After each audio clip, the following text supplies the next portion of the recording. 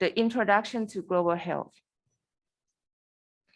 From the outline, this presentation will cover what is global health and international health, why global health is important, and global health landscape. The first, what is global health?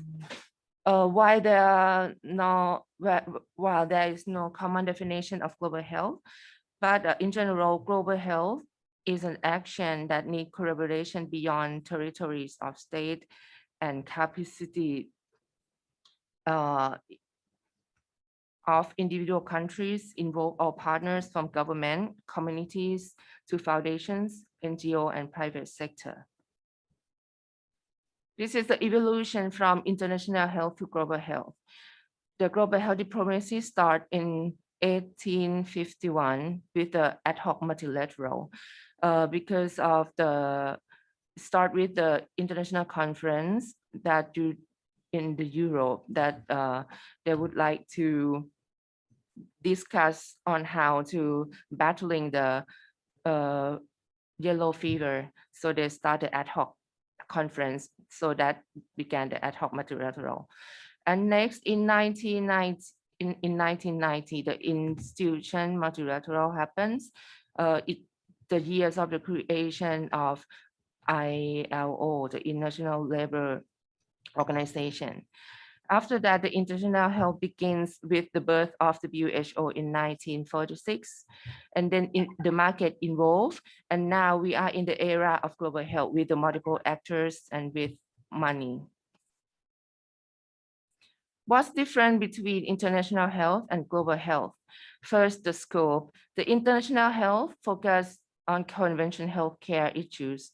The global health extends to social determinants of health, trade, climate change, and security.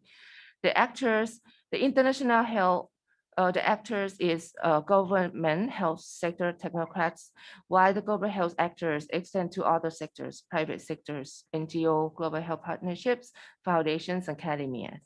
For the influencing instrument, the international health, we have constitutions, regulations, and convention. For the global health, we use other soft laws, financial and trade, social and intellectual. In terms of geographical reach, international health focuses on health issues of countries other than one's own. The global health focuses on issues that directly or indirectly affect health, but can transcend national boundary. The level of cooperation. International health usually requires binational cooperation, while the global health often requires global cooperation.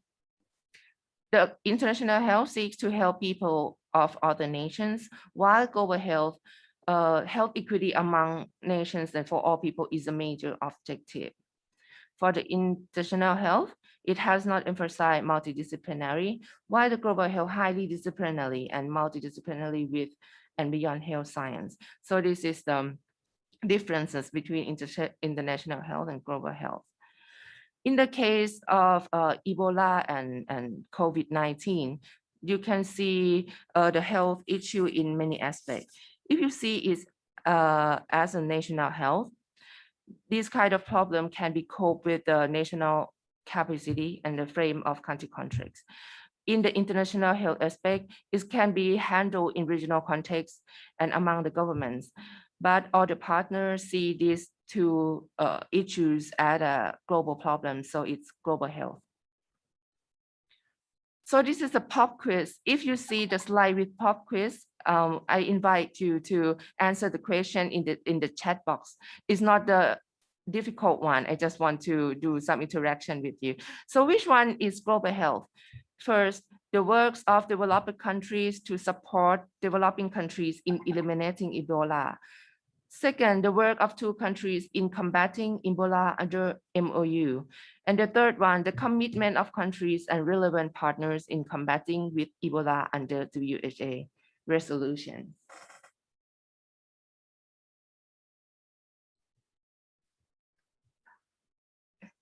Yes. Thank you. I see in the chat box and all of you answered correctly with the number 3. So what we just learned is what is global health. We will learn why is it important. So why global health is important? It's simply because no country is safe unless all are safe. I believe that you all know and about it and familiar with these sentences like a years ago, especially. In the case of Ebola and COVID-19, it's like it shows in these two cases that global health is really important and necessary. In 2016, it was reported in the UNGA that when 2-year-old Emily or Mono from Guinea contract Ebola and died on 28 December 1913. Little did everyone realize that it would set off a chain of events that would lead to the death of more than 11,000 people, create worldwide fears, and require the mobilization of a multi-billion-dollar global response. And this history is repeated on a much larger scale in the case of coronavirus disease. Because as you may see, which the death is now more than 3 million. So this is why they need the global response. Because if you remember, this is when it started in the COVID-19 case. It's like we have only one patient. So in this case, to corroborate or actions among the nation or international is maybe enough. Like we have only one patient, you can help, still can help each other. But a few months later, this situation happens. So that means no one can help each other now. No other countries, whether rich or poor, you cannot in the situation that can donate or help each other because they are all in trouble. So what we need is global response and solidarity are needed. That's why everyone came up with the vaccine and the global actions. So this is the obvious case that to show that this is why the global health is important, because it can combating with the global issue, which the international health or national health cannot deal with it. Also, the global health is important because we can get benefit from the global health also in the perspective of country. What country could get? The country could advocating sophisticated policy via global health, also building up national image, building up collaboration and sharing, and also negotiating for country benefits. To make you see more clearer, I will show you an example. Like I will touch a bit on this topic because you will learn more in detail in this afternoon session about the global movement. But this is just to show you this how country can get the benefit from global health movement.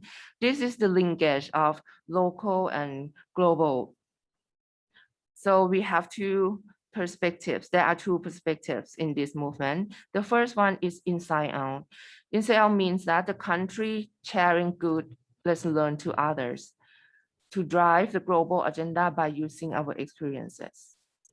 Again, the country share our good lesson learned to others in order to drive the global agenda by using our experience. Another perspective is outside in. Outside in, we use, it means the country use the global resolutions or guidelines or other experiences to drive our nation policy. We use the global to drive our own. This is the outside in. So if you see this picture, can you tell me this is inside out or outside in? It's a sample of the global movement on PA.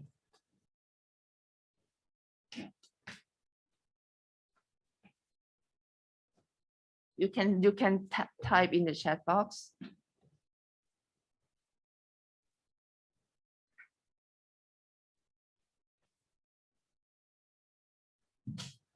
Many of you answer outside in. Yes, exactly. It's outside in because we draft the resolution And we, with the main purpose to support global action plan.